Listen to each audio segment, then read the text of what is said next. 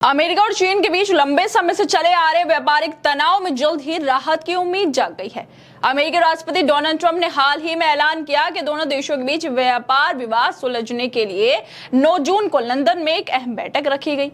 इस बैठक में अमेरिका के अधिकारी चीनी अधिकारियों से मुलाकात करेंगे। इस वार्ता का मकसद दोनों देशों के बीच व्यापार समझौते को मजबूत करना और टैरिफ जैसे मुद्दों पर सहमति बनाना है। इस बैठक से पहले ट्रंप और चीनी राष्ट्रपति शी जिनपिंग के बीच 1.5 घंटे की टेलीफोनिक बातचीत भी हुई, जिसे ट्रंप ने बेहद सकारात्मक भी बताया और कहा कि अब दोनों देशों की टीमें मिलकर व्यापार के मुद्दों पर चर्चा करेंगी।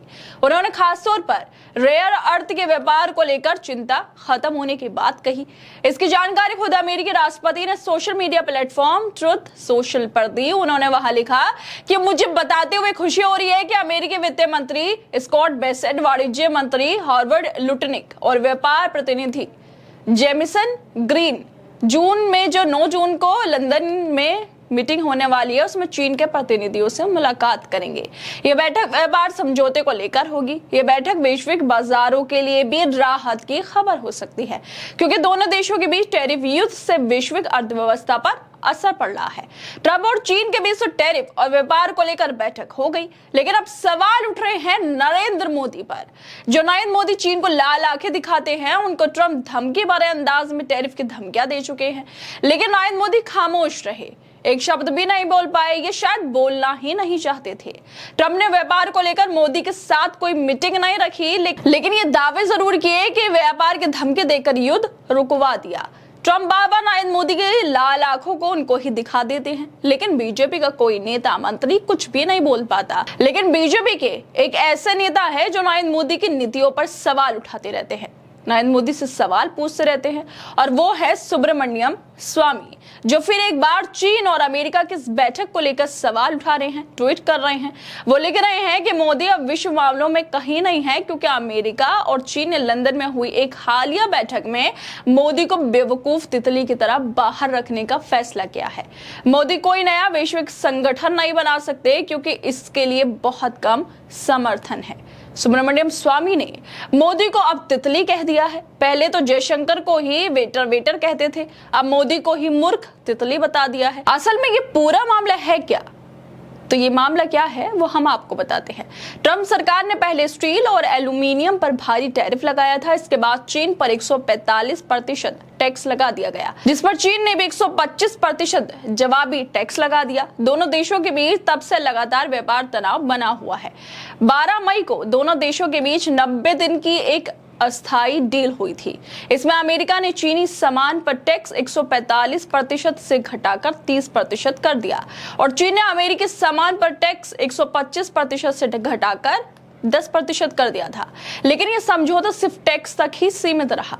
कई अहम मुद्दे जैसे फेंटानिल, ड्रग्स का अवैध व्यापार, ताइवान की राजनीतिक स्थिति और चीन की निर्यात आधारित आर्थिक नीतियों पर कोई समाधान नहीं निकला था। और चीन ने अमेरिका पर यह भी आरोप लगा दिया था कि वो नए प्रतिबंध लगातार समझौते को तोड़ रहे हैं। इस हफ्ते की शुरुआत में चीन के वाणिज्य मंत्रालय ने अमेरिका पर भेदभावपूर्ण प्रतिबंधात्मक कदम उठाने का आरोप लगाया। इसमें एआई चिप्स के निर्यात पर प्रतिबंध, चिप डिजाइन सॉफ्टवेयर की बिक्री पर रोक और चीनी छात्रों का वीजा रद्द करना शामिल है।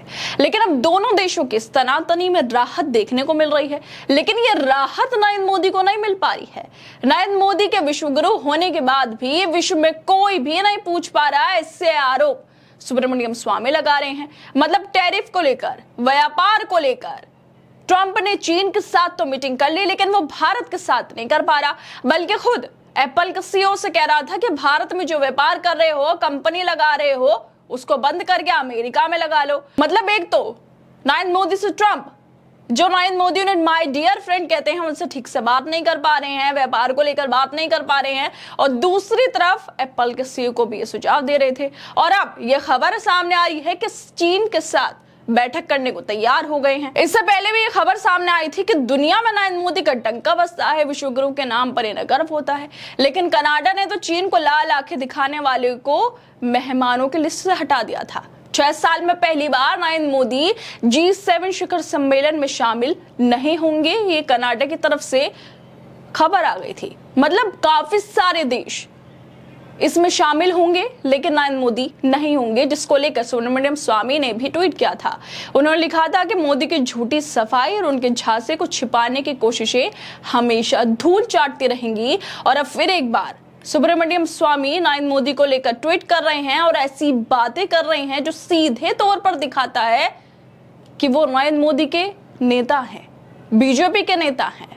लेकिन इसके बावजूद भी वो नरेंद्र मोदी पर कोई भी ऐसा मौका नहीं छोड़ते हैं जब वो उनकी आलोचना ना करते हों, उन पर तंज ना कसते हों। वो बार बार इस तरह के ट्वीट करते ही रहते हैं जो सीधे तौर पर नरेंद्र मोदी पर सवाल उठाता है, उनकी नीतियों पर सवाल उठाता है। और अब जिस तरह से ट्रंप ने चीन से बात कर ली है, वो सीधे तौर पर दिखा रहा है कि ट्रंप चीन के साथ तो रिश्ते ठीक करने में लगे हुए हैं, लेकिन भारत से कोई बातचीत नहीं कर रहे हैं, नरेंद्र मोदी से कोई बातचीत नहीं कर पा रहे हैं। नरेंद्र मोदी तो उन्हें अपना डियर फ्रेंड बोलते हैं।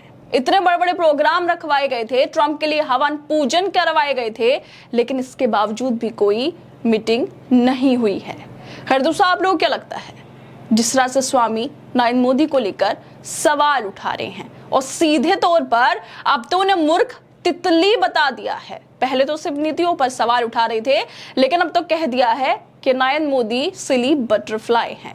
आप लोगों को क्या लगता है इस वीडियो को लेकर? हमें अपनी राय जरूर दें और बाकी तमाम खबरों को देखने के लिए जुड़े रहिए हमारे साथ।